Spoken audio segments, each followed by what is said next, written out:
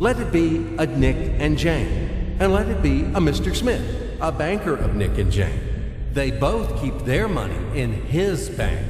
That's why we use the title Mr. Smith with respect. Nick really wants to buy, well, let's say Jane's bicycle, but he has no money. More precisely, he has money, but not enough, only $10, while Jane wants $100 for her precious bicycle.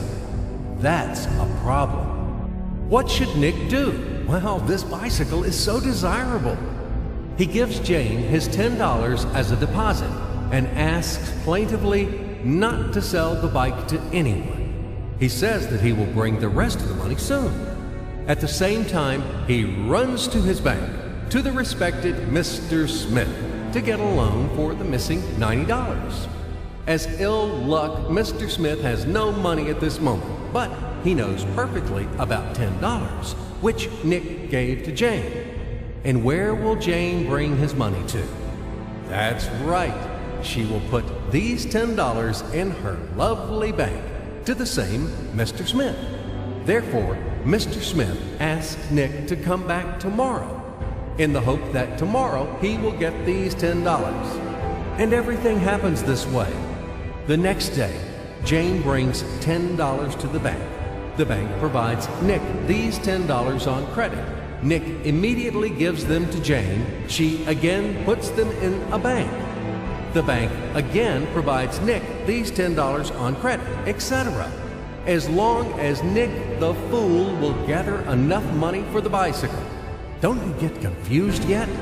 Be patient, I told you. These demons have been trying to confuse you during 1,000 years. These damn economists and financiers. But anyway, we will figure everything out. So what do we have in the end? Nick finally got the bike from Jane. Wow! But at the same time, Nick owes $90 to the bank, Mr. Smith. And the bank, in its turn, owes $100 to Jane. In other words, those $10, which existed initially, have magically turned into $200, $190 of debts plus real $10.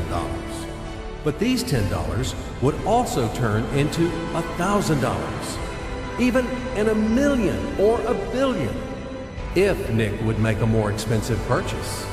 In this case, our $10 would make the increasing number of its cycles, circuits from hands to hands.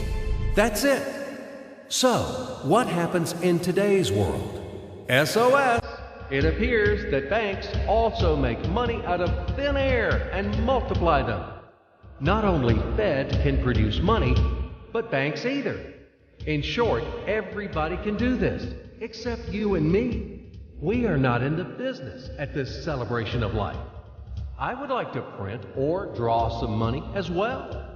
In fact, these banks multiply money without any control. And we're still wondering why the banker lives better. What are naive fools are we? Now it is clear why. The one who produces the money, of course, lives better. But this is not enough. From this moment, poor Nick will never be able to repay his debts owed to the bank, no matter how hard he would work. Silly Nick doesn't know it yet, that he's in slavery to the bank, in credit bondage forever, because those $90 which he owes to Mr. Smith do not exist in nature at all. Sly Mr. Smith made his money out of nothing. He created them out of thin air, just one click. And $10 turned into $200.